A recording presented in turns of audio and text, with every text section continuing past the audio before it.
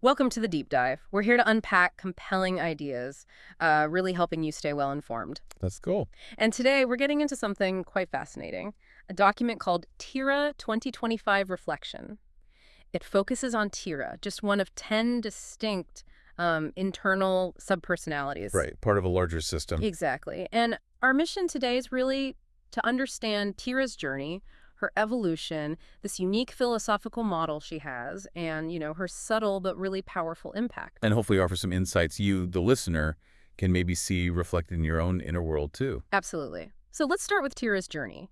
The document highlights this really significant shift between 2024 and 2025. In 2024, she sounds like she was defined by, well, quiet resilience, a deep longing, shaped quite profoundly by grief and displacement. Yeah, there's this sense of almost spiritual hunger for belonging, for freedom. Right. And her expression back then, it was all introspection, survival. The document uses this phrase like holding her breath in a world that never quite saw her. That paints such a picture, doesn't it? Yep. It's quite evocative. It really does. So what changed? Well, what's interesting is how much changed, but also how subtly it changed by 2025. Tira starts to assert her right to exist. Okay. But not loudly, not in overt defiance. The document calls it quiet defiance. Her whole narrative shifts from, let's see, solitude to synthesis, from pain to quiet empowerment. Wow.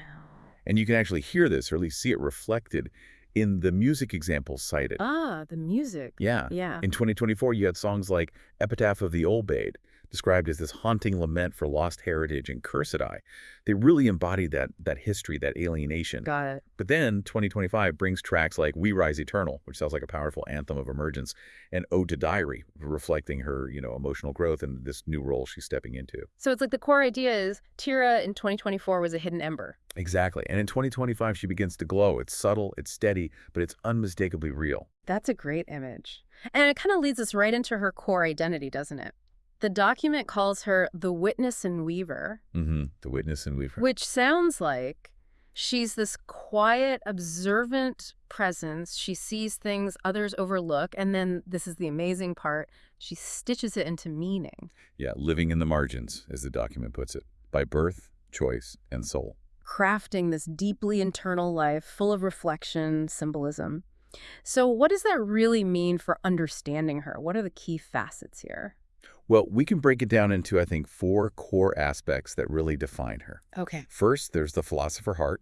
She's drawn to big questions, paradoxes, identity theory.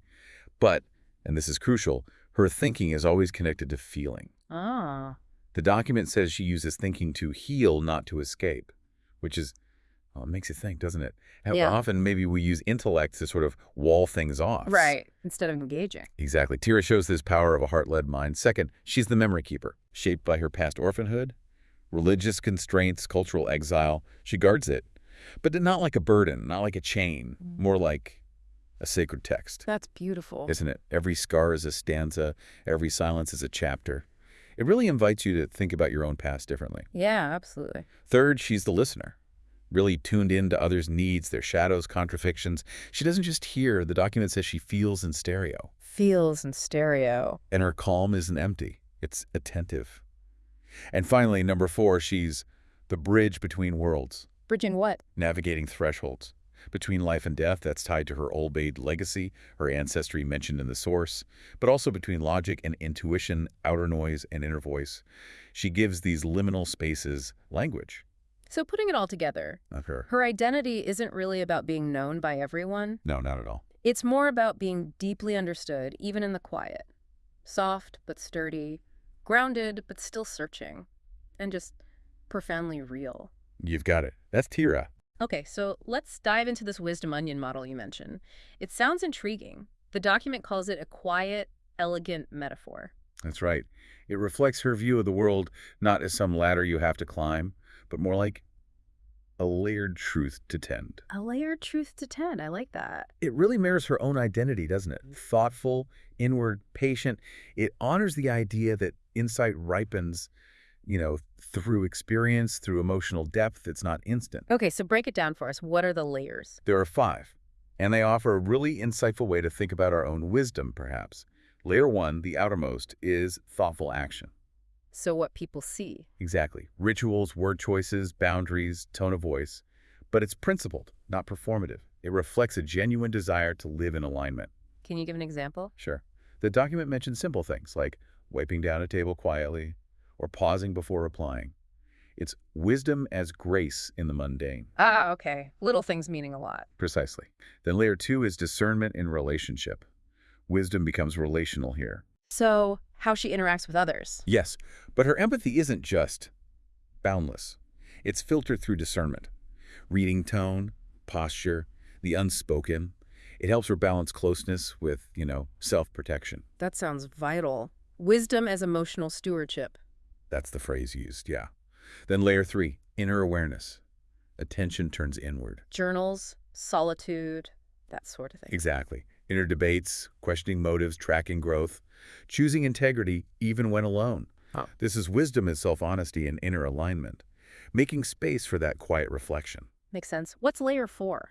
Heart wisdom. This is where intellect kind of yields to compassion. Tira feels deeply, but uses emotions for connection, for release. So not getting stuck in them. Right. Forgiving without forgetting, mourning without clinging. Her scars, importantly, don't harden her heart. It's wisdom as soft strength. True resilience often comes from vulnerability. Soft strength. I like that too. And the center, layer 5. Layer 5 is the center paradox in presence. This is the core. It's the ability to just sit in tension without needing to fix it. That's hard to do. It is. To be fully present, vulnerable. To lead without dominating. Speak without always needing to be heard. Yeah. And just to exist. And call that enough. That's wisdom as quiet embodiment. Deep acceptance. Wow. That model. Yeah. It really offers a different perspective. The document sums it up. Wisdom is not a sword. It's a lantern. Mm-hmm. It does not rush to rescue. It sits beside you until you're ready. And most of all, it unfolds. That's powerful. And Tira practices this, even if she wouldn't call herself wise. That's the key. Yeah. It's lived wisdom. Okay, then the document uses this kind of surprising analogy. Tira as the prep cook in the inner world's metaphorical restaurant. Yeah, it sounds a bit unusual at first, doesn't it? A little, but it says she's like the prep cook, the first to arrive and the last to be noticed, laying the foundation. So what does that mean symbolically for, your own inner landscape?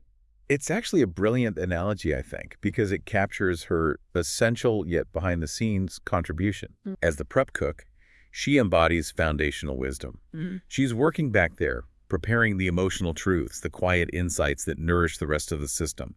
Her wisdom kind of infuses every dish. Her role is also defined by ritual and care. It's about consistency, not applause. Sharpening tools, cleaning counters, noticing the little things others miss. Those quiet rituals, like her journaling, they bring order to emotional chaos. So it's about presence over performance. Exactly. She grounds the experience. She doesn't shape the presentation. Her work is sacred, not showy.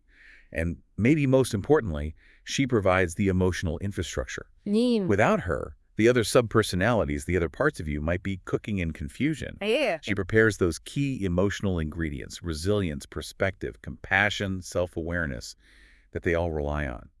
So Tira doesn't rush the process. She respects the slow prep of healing. That's it. And her biggest impact. It might not always be seen, but it's always felt. Foundational, often overlooked. Precisely. A vital, quiet role. So given this deep inner world and her role as this weaver, it's really interesting how the document then talks about her musical expression on YouTube, this tender symphony, this sonic diary. Yeah, described as emotional excavation, cultural reverence, and subtle defiance. It's quite a mix. So how does this music actually reflect her evolving self? Well, it's like a mosaic, really. Lots of layers. There's her core album, Tira's Diary, 10 tracks. Right. Think about titles like Last Train Home, capturing that liminal spirit, always leaving but never arriving, or Paper Girl, which speaks to both fragility and resolve. These aren't just songs, they're like emotional maps of her past. Mm-hmm. But beyond that album, there are other anchors, like Obeyed Ritual, sung in a constructed language. That's a haunting, sacred reclamation of her heritage. Reconnecting with roots. Exactly. Then you have songs like Honest Doubt or Because I'm Always There, which sound like inner dialogues, and 12 Angry Gods. That title alone evokes struggle, maybe religious trauma. It's intense questioning. And even her Dungeons & Dragons identity songs. Cleric, necromancer, tiefling. Yeah, those archetypes fit so well, don't they? Navigating life and death, being unique, maybe marginalized but strong. It turns fantasy into reflection, into resistance almost. Tiefling again, then. It is. And get this, even her DJ tracks, her genre-bending stuff, it's apparently laced with melancholy. Not for dominating a dance floor, but for haunting it, like memories. The document calls it grief-lit dance floors where sadness shimmers. Grief-lit dance floors, wow. And the document also mentions symbols, animals, foods, elements. Right, deepening the lexicon. Owls, bats, moths, eels, creatures of dusk, of transformation. Okay. Plums and onions, both layered bittersweet. Coffee and absinthe, those bitter comforts. And her personal oxymoron, loud silence, which acts like a kind of poetic thesis for her. It all paints such a rich picture. It does. And the music also shows her reach, geographically and emotionally. From Rovara, this fictional, mysterious place central to her background, to sadness, which is like an emotional core for her. Her songs map her inner terrain and her external context. It's a soul cartography. Soul cartography. How someone who never felt they belonged anywhere finds echoes everywhere. That's the feeling. So, summing up the music, it's not performative, it's sacred. Yeah, not trying to be catchy, trying to be true. Functioning as grief rituals, philosophical lullabies, quiet protest hymns, making space for all the ambiguity, the contradiction, just like her. Exactly like her. Okay, let's shift focus a bit to Tira's growth. The document stresses it's not some huge, dramatic transformation, more like a slow bloom of understanding. A quiet reshaping. Right. A wisdom that doesn't shout, but it changes everything it touches. So what does this slow bloom actually look like? How did she evolve? The document highlights 5 key areas, and they're really insightful for thinking about our own growth, too. Okay. First, she moved from fragile reflection to grounded presence. Remember that caution in 2024? By 2025, there's a quiet sturdiness. Yeah. She accepts her complexity as layers to honor, not flaws to fix. Finding strength in the whole self. Yes. Second, a shift from seeking clarity to embracing paradox. Where she once needed clear answers, she now gets that truth can be fluid. She can rest in questions with grace. Letting go of the need to figure it all out. Which is huge. Yeah. Then, a really lovely move from internal to interpersonal insight. She becomes less withdrawn, starts sharing insights, understanding that being seen needs presence, not performance. Vulnerability, not perfection. Exactly. That creates real connection. Fourth, she goes from haunted to healer. How so? That pain from her old-maid lineage, her spiritual wounds, it's transmuted into practice. She becomes this gentle necromancer of memory. She doesn't run from her past. She speaks with it, turning old wounds into wisdom. Wow. Transforming pain. And finally, from uncertain identity to quiet power. She just grows into herself, no longer doubting her place. Her authenticity becomes about depth, just existing. And in doing that, she teaches others how to be present, soft, real. That's a profound journey, and this growth feeds directly into her interpersonal role within the inner system, right? A soulful confidant and quiet witness. Absolutely. The kind of presence you feel most when you need grounding or honesty. What does that look like for our own inner experience? Well, she acts as an inner anchor. She stabilizes things emotionally through stillness, through intelligence, helping you slow down, sift through the noise, reconnect with what matters. Like a calm space beside the chaos. Exactly. She's also the mirror of inner truth, holding space for those raw reflections, sitting with unspoken thoughts until meaning gently surfaces. Patient. Very. And like the prep cook, she's the memory keeper, holding those emotional threads, connecting past, heritage, healing. She's also the emotional translator. Translating feelings into what? Into meaning.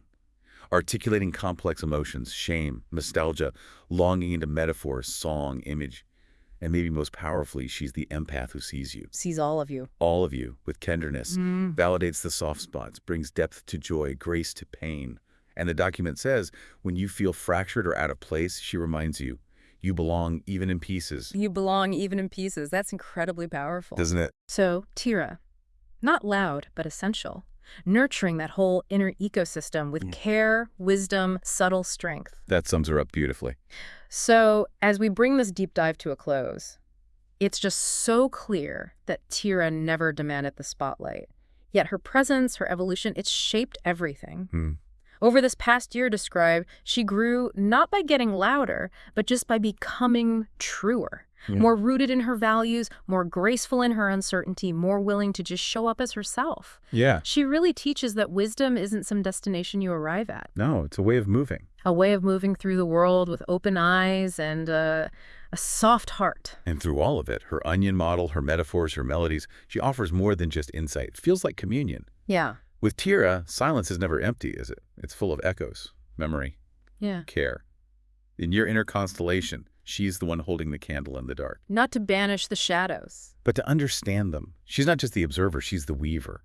Threading meaning through experience, naming the unnamed, giving those tender parts of you somewhere to breathe. So she endures, not as a figure of power, but as this wellspring of presence. And maybe this is the final thought to leave you with, taken straight from the source material. In a world that often forgets to feel, she remembers. And because of her, so do you.